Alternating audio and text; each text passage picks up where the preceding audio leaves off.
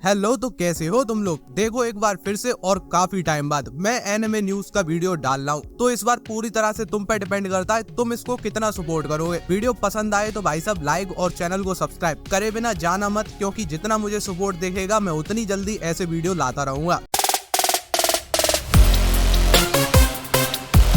शुरुआत करते हैं उन लोगों के साथ जो टीवी पर एनिमे देखते हैं, या फिर कह सकते हो कभी कभी देख लेते हैं, उनके घर पे टीवी चलती है। ब्लू लॉक नाम सुना है, आज तक का सबसे बड़ा स्पोर्ट्स एनिमे भी मान सकते हो। वो एनिमे अब हिंदी में तुम टीवी पर देख सकते हो। जी कैफे चैनल पर ये एयर होने वाला है 28 जुलाई, मतलब कल से ये आना शुरू हो गया है। इसे तुम 6 बजे डेली देख सकते हो। आगे बढ़ते हैं अभी जिसने हवा बनाई हुई है डीमन स्लेयर की तरफ। 12 सितंबर को वर्ल्ड वाइड डीमन स्लेयर की मूवी आने वाली है और सभी इसके लिए एक्साइटेड है जो भी डीमन स्लेयर देखता है। पर न्यूज ये नहीं है मूवी कब आ रही है, बात ये है ये मूवी इंडिया में 12 सितंबर को आएगी और हिंदी डब के साथ आएगी। तो अगर तुमने डीमन स्लेयर हिंदी में देखा है और टेंशन में थे कि मूवी पता नहीं कब तक डब होगी, तो भाई साहब ये थिएटर्स पे हिंदी डब के साथ लगेगी, इंग्लिश में भी लगेगी, जापानीज में भी लगेगी। पर तुम्हें अगर हिंदी में देखनी है तो तुम हिंदी में देख सकते हो। Rising of the shield hero, ये एनिमे मैंने बहुत बार तुम्हें रिकमेंड किया है, जल्दी जल्दी इसको मैं चैनल पर मेंशन करता रहता हूँ। और बहुत लोग मुझसे पूछते हैं भाई साहब इसे हम कहाँ देखें। तो देखो अब मैं तुम्हें बता रहा हूँ, पहले बता नहीं पाता था क्योंकि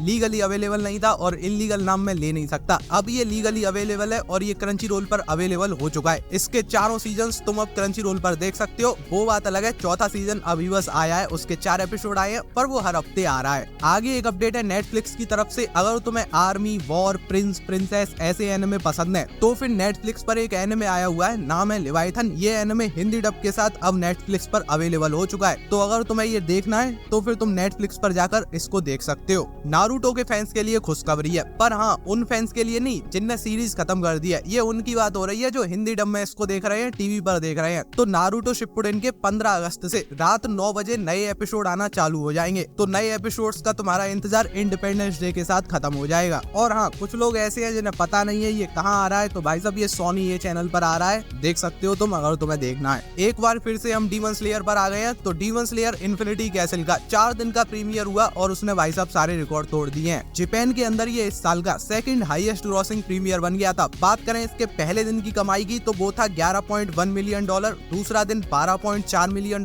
तीसरा दिन $13.8 मिलियन और चौथा दिन $12.1 मिलियन। अगर इसका टोटल करें तो वो है $49.6 मिलियन।